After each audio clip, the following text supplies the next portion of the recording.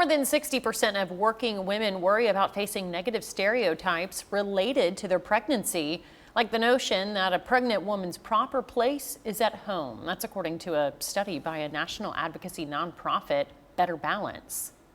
The Equal Employment Opportunity Commission says pregnancy discrimination is also happening in Middle Tennessee. That's right. Fox 17 News' Amanda Chen sharing some specific examples locally and explains a new federal law that is designed to protect women from this very kind of discrimination.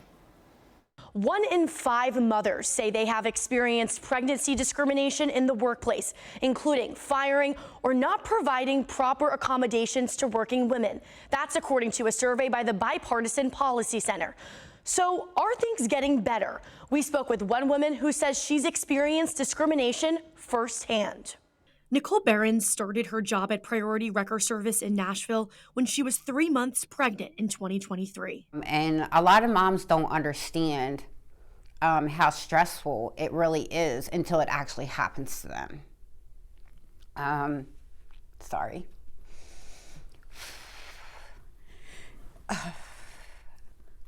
So it's like, sorry, I'm so emotional. It kills me.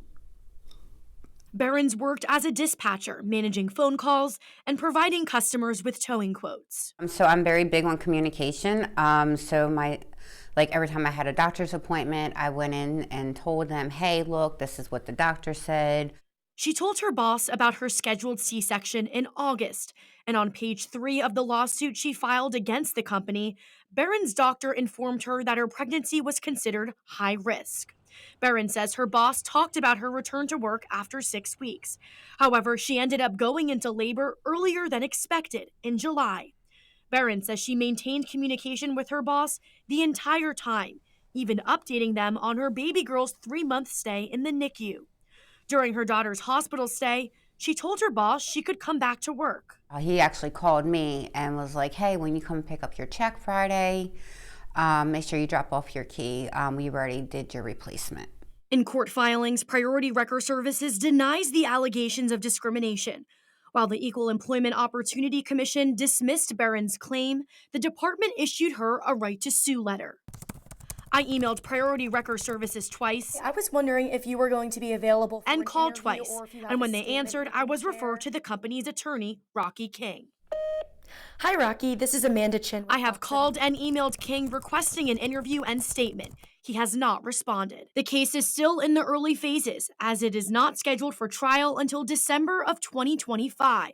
Behrens says it's been very difficult for her, both financially and mentally, where she's relied on nonprofits to help her pay rent until she could find another job.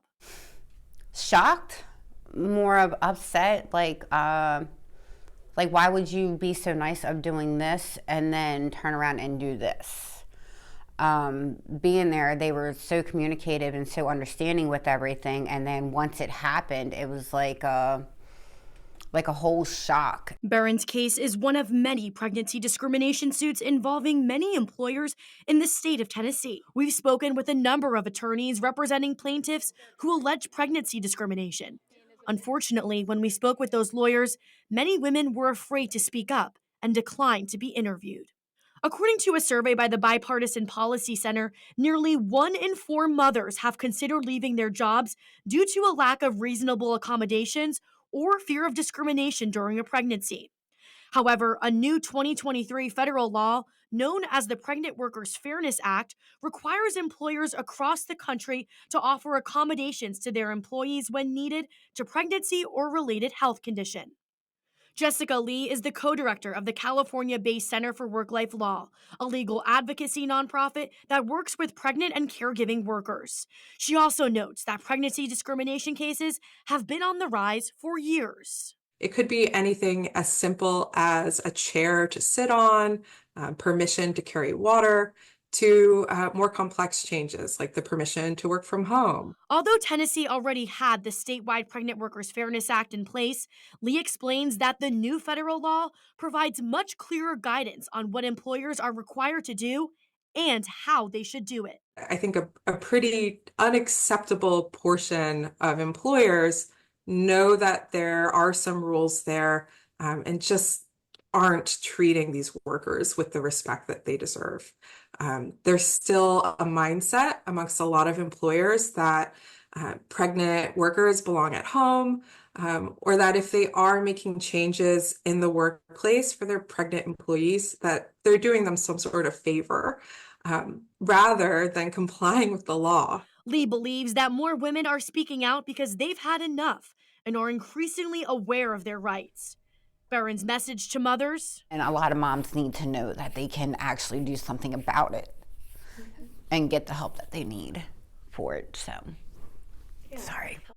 The Center for Work-Life Law has other goals to protect mothers as well. The organization is hoping to get paid leave for new mothers, as Lee says they see a lot of women struggle with their health after childbirth or in the final weeks of their pregnancy because they can't afford to take time off.